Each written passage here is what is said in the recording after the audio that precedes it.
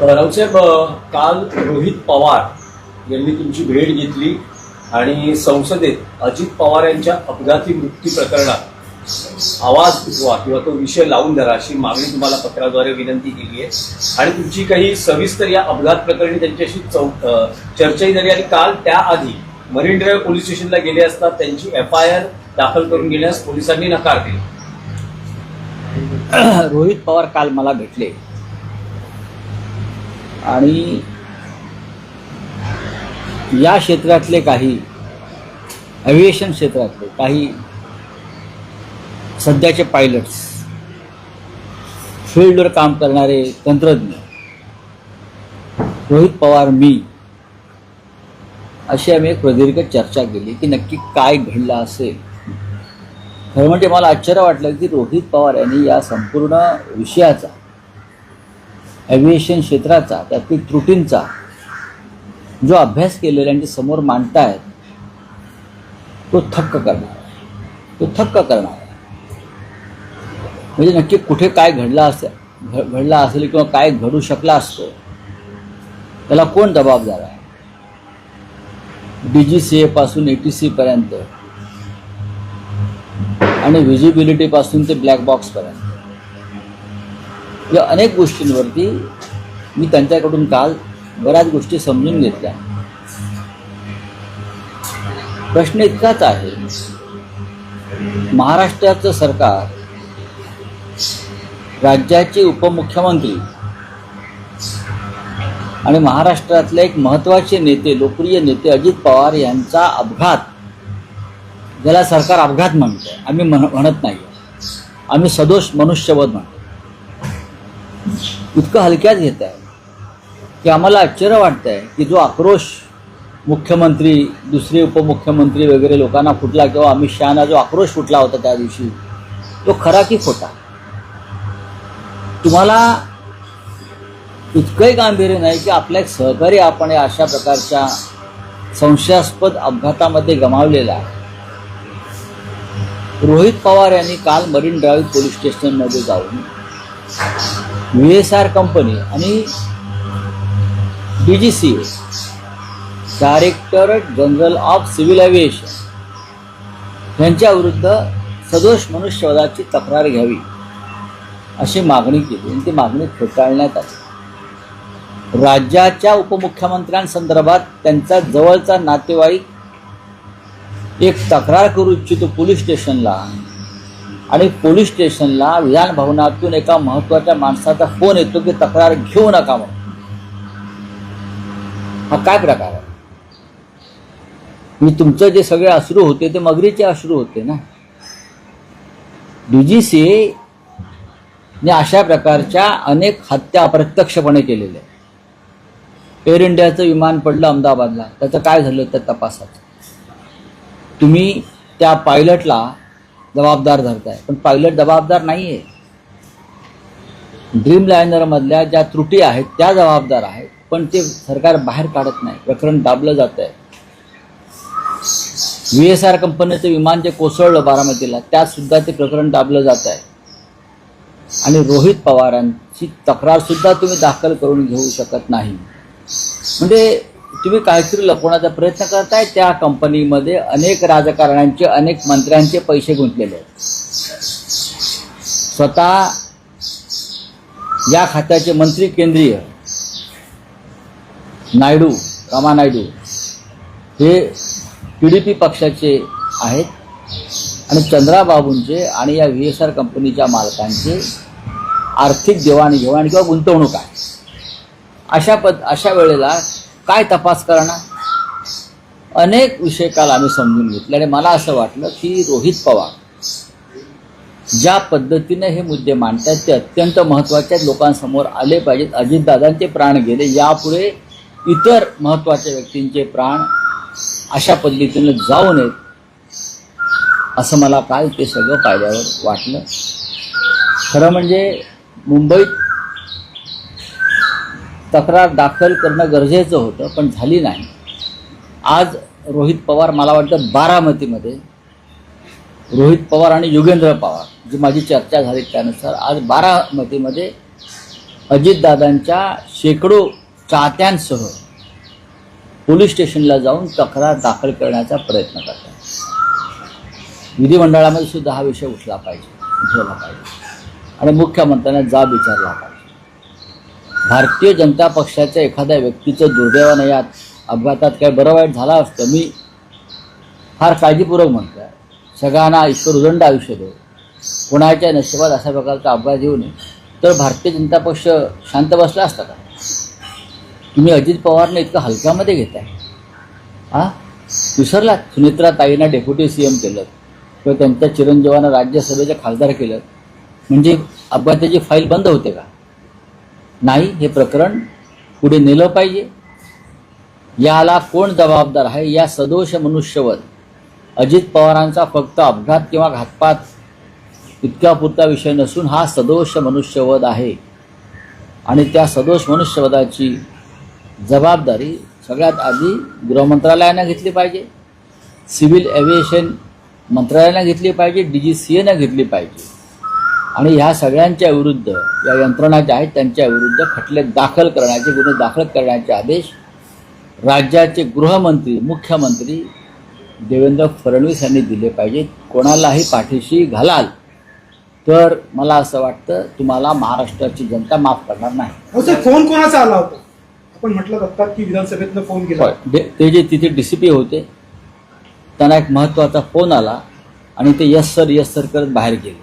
आपल्या टीव्हीलाही दिसत असेल. पण एक तेच मुद्दा हा आहे की मरीन ड्राईव्ह पोलीस हे गुन्हा नोंद करण्यास टाळाटाळ करतात. तिथे रोहित पवार आणि त्यांच्यात बाचाबाची होती. तुम्ही असं म्हणतात की विधान भवनातून फोन आला आणि त्या दबावामुळे हा FIR घेतला. तर नेमका हा फोन कोणाचा आहे? FIR तुम्ही साध्या गुन्ह्याचे FIR घेता ना. इथे राज्याचं उपमुख्यमंत्री संशयास्पदरित्या मरण पावलेलं आहे आणि त्यांचा नातेवाईक जो आमदार आहे, पवार कुटुंबातला महत्त्वाचा सदस्य जो आमदार आहे तो आणि इतर काही आमदार गुन्हा दाखल करा आणि तपास करा एवढंच सांगण्यासाठी गेले. पण तो FIR का दाखल केला नाही? कारण पोलीस स्टेशनला तेव्हा एक वजनदार व्यक्तीचा फोन आला. हे प्रत्यक्ष दिसतंय त्या चित्रफितीमध्ये, पहा तुम्ही. आणि ते जे उपायुक्त आहेत त्यांची नंतर वर्तणूक आणि वागणूक ताबडतोब बदलली. त्याच्यामुळे रोहित पवार जे काल माझ्याशी बोलत होते ते म्हटले आज आम्ही बारामतीत जाऊ, जिथे हा विमान अपघात झाला तिथे हा गुन्हा दाखल करण्याचा प्रयत्न करू. आणि बरोबर योगेंद्र पवार सुद्धा आहे. योगेंद्र पवार हे अजित पवार यांचे सख्खे बंधू श्रीनिवास पवार यांचे चिरंजीव पुत्र आहेत. म्हणजे सगळे कुटुंबातले लोक एकत्र येऊन हा गुन्हा दाखल करण्याचा प्रयत्न करत आहेत. पण काल तुम्ही म्हणाल रावसाहेब, एव्हिएशन मधल्या अनेक अधिकारी किंवा कर्मचाऱ्यांबरोबर तुम्ही चर्चा केली. Director general of civil aviation हे सगळ्यात भ्रष्ट खातं केंद्र सरकारमधलं आहे, सगळ्यात भ्रष्ट खातं. या DGCAनं आतापर्यंत अनेक सदोष मनुष्यवध केलेले आणि त्यांचं कोणी बालही वाकडा करू शकला नाही. कारण या क्षेत्रामध्ये खाजगी विमान कंपन्यांच्या क्षेत्रामध्ये DGCAचा आशीर्वाद असणं फार महत्त्वाचं असतं. ते अनेकदा पायलटांचं आयुष्य उद्ध्वस्त करू शकतात. जर कोणी तक्रार केली तर त्यांचं लायसन रद्द करू शकतात. अनेक गोष्टी त्यांच्या हातामध्ये आहेत आणि त्यांना अनेक राजकारण्यांचे आशीर्वाद आहेत. अनेक राजकारण्यांची गुंतवणूक VSR कंपनीमध्ये आहे. हे जे रोहित पवार सांगतायत ते मी काल प्रत्यक्ष पाहिलं आहे कागदपत्रांचं. त्याच्यामुळे माझी खात्री पटलेली आहे की VSR कंपनी आणि DGCAवरती सदोष मनुष्यवधाचा गुन्हा दाखल व्हायला पाहिजे आणि राज्याचे गृहमंत्री यांनी त्या संदर्भात स्पष्ट निर्देश दिले पाहिजेत. सुनेत्राताई पवार ह्या डेप्युटी CM आहेत, त्यांना तो अधिकार आहे.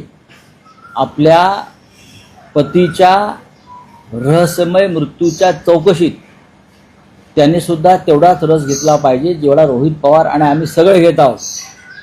त्यांनी मुख्यमंत्र्यांना सांगायला पाहिजे की मुख्यमंत्री महोदय, आपण गृहमंत्री आहात, तुम्ही FIR का दाखल करत नाही हे उपमुख्यमंत्री सुनेत्रा वहिनी पवार यांनी विचारायला पाहिजे अशी आमची अपेक्षा आहे. अजितदादांचा मृत्यू हा सदोष मनुष्यवध आहे. नाही, पण राऊत साहेब, हा जो विभाग आहे हा केंद्रीय विभाग आहे. येणाऱ्या म्हणजे जे अर्थसंकल्पीय अधिवेशन चालू आहे त्यात तुम्ही राज्यसभेला आम्ही- आवाज आम्ही- उठवणार आम्ही- आहात, कारण असं बघा- म्हटलंय जातं की सुप्रिया सुळे या लोकसभेत हा विषय लावून धरतात. आम्ही सगळे लावू, सर्व पक्षाचे लोक हा विषय लावू. अजित पवार सगळ्यांचे नेते होते. तुम्ही जे म्हणताय हा केंद्रीय अखत्यारीतला विषय आहे असेल, पण अपघात महाराष्ट्रात घडलेला आहे, बारामतीत घडलेला आहे. गुन्हा दाखल करायला मुंबई किंवा बारामतीमध्ये गृहमंत्र्यांना काय अडचण आहे? त्यासाठी काय तुम्हाला प्रेसिडेंट ट्रम्पची परवानगी लागणार आहे का मोदींची परवानगी लागणार आहे? एक गुन्हा तुम्ही दाखल करू शकत नाही आणि तुम्ही मोठे छाती पिटताय दादाच्या नावानं. राऊसाहेब, सीबीआय आणि सीआयडी कडनं जेव्हा तपास चालू आहे प्रोग्रेसमध्ये असताना अशा प्रकारे एखादी दुसरी यंत्रणा करू शकते का? आता हो का नाही, आतापर्यंत अशा अनेक अपघातांचा तपास यंत्रणांनी केला. मग सीबीआय असेल, सीआयडी असेल, काय झालं मला सांगा ना, काय झालं? गेल्या वर्षभरामध्ये असे किती अपघात झाले तुम्हाला माहिती आहेत का? काय माहिती आहे? परवा झारखंडवरून निघालेली एक एअर ॲम्ब्युलन्स कोसळली, त्यात 6 जण ठार झाले. डीजीसी. त्याच्या आधी मुंबई विमानतळावरती एक खाजगी विमान कोसळलं. आणखीन काही भागात अशा विमानांचे अपघात झाले. अजितदादांचा झाला. किती तपास या संदर्भातली डीजीसीने पूर्ण केले आणि त्यातून काय बाहेर पडलं? काय म्हणतात तर ब्लॅक बॉक्स जळाला तो मिळणार नाही, ब्लॅक बॉक्स सुरक्षित आहे. डीजीसी खोटं बोलत आहे. ब्लॅक बॉक्स जळून गेला. हां, कसा जळून गेला? आतापर्यंत जगाच्या इतिहासामध्ये कधी ब्लॅक बॉक्स जळायलाच आम्ही ऐकलं नव्हतं. राऊतसाहेब, आज राष्ट्रवादी काँग्रेस अजित पवार पक्षाची राष्ट्रीय कार्यकारिणी वरळीतल्या डोममध्ये होते आहे. सुनेत्रा पवार यांना राष्ट्रवादी काँग्रेस अजित पवार पक्षाच्या अध्यक्षपदाची जबाबदारी सुपूर्द केली जाईल. आमच्या त्यांना शुभेच्छा आहेत, एवढंच मी सांगू शकतो. व्यक्तिशः सुनेत्रा वहिनी पवारांना आमच्या शुभेच्छा आहेत. युगेंद्र पवारांनी विधान केलं होतं की दोन्ही राष्ट्रवादी एक होणार होते असं युगेंद्र पवारांनी काल सांगितलं. तेव्हाच बघा त्यांच्या पक्षात तेव्हा काल काय होणार होतं मला माहीत नाही, पण आज काय होणार आहे मला माहिती आहे. एकत्र होण्याची प्रक्रिया थांबली आणि संपली एवढी माझ्याकडे माहिती आहे. राऊतसाहेब, आणखी एक विषय आणि आहे. आणि आणि आणि आणि एक लक्षात घ्या, दोन्ही राष्ट्रवादी एकत्र होण्याच्या प्रक्रियेनंतर अजितदादा पवार हे भाजपच्या जाळ्यातून बाहेर पडणार. कळलं? मी जे म्हणतो ते 100% सत्य आहे. अजितदादा भारतीय जनता पक्षाशी साथ सोडणार होते. नाही, राऊतसाहेब, तुम्ही म्हणालात की दोन्ही राष्ट्रवादी काँग्रेस एकत्र येण्याची प्रक्रिया आता संपलेली आहे. त्यामागचं म्हणजे आता कारण असं नाही, ठोस कारण अजित काय? माझ्या माहितीप्रमाणे अजित पवार साहेबांची दादांची इच्छा होती. आता तशी इच्छा असलेलं व्यक्ती अजितदादांच्या आधीच्या पक्षात मला दिसत नाही. स्वतः अजित पवार यांची इच्छा होती. अजित पवारांना भारतीय जनता पक्षाच्या पकडीतून आणि तावडीतून बाहेर पडायचं होतं आणि एकत्र येऊन एका मोठ्या राष्ट्रवादी काँग्रेस पक्षाच्या संदर्भात त्यांच्या काही भूमिका होत्या. हे आता हळूहळू जेव्हा आम्ही माहिती घेतो तर बाहेर ते, पण त्यांना भाजपच्या पकडीतून बाहेर पडायचं होतं. भाजप हा खोटा आणि ढोंग्यांचा पक्ष आहे. त्यांनी दादा नाही फसवलं, म्हणजे खटले काढून घेऊ सांगितलं आणि खटले कायम ठेवून परत त्याच्यामध्ये वाढ केली. नाही, पण राऊतसाहेब, असं असेल तर अजितदादांचा जो अपघाती मृत्यू आहे तो हे एक कारण असू शकतं. याच्यावर मी अनेकदा बोललेलं आहे. आणि आता मी काय सांगतो, हा सदोष मनुष्यवध आहे. त्याच्यामुळे रोहित पवार जे सांगतायत किंवा पवार कुटुंब जे मागणी करतोय किंवा आमच्यासारखे दादांचे चाहते जे मागणी करतायत की VSR कंपनी आणि DGCAवरती गुन्हा दाखल करा, सदोष मनुष्यवधाचा गुन्हा दाखल करा. कोणीतरी जबाबदारी घ्यायला पाहिजे ना. एखादा खून झालेला आहे, कोणीतरी खून केलाय ना. खून केलेल्या हत्या झालेली आहे. मुंबई महानगरपालिकेच्या राऊतसाहेब, राज्यसभेचा विषय आहे. काय आतापर्यंत ठरतं आहे, काय निर्णयाप्रती महाविकास आघाडी येते आहे? शरदचंद्र पवार हेच उमेदवार असतील की शिवसेना उद्धव बाळासाहेब ठाकरे पक्षाची जी मागणी आहे, दावा आहे, आणि आता काँग्रेसही बाळासाहेब थोरातांचं नाव पुढे करते आहे. तर काय होईल? 3 पक्ष लवकरच एकत्र बसतील आणि निर्णय होईल. एक मात्र नक्की की शरद पवार साहेब ही निवडणूक लढणार आहेत, एवढं मात्र मला माहिती आहे. आता 3 पक्षांचा जो काय विषय आहे तो एकत्र, 3 पक्ष त्याला मान्यता देत आहेत, नाही देत आहेत, अजून काय होत आहे त्याच्याविषयी मी आत्ता सांगू शकत नाही.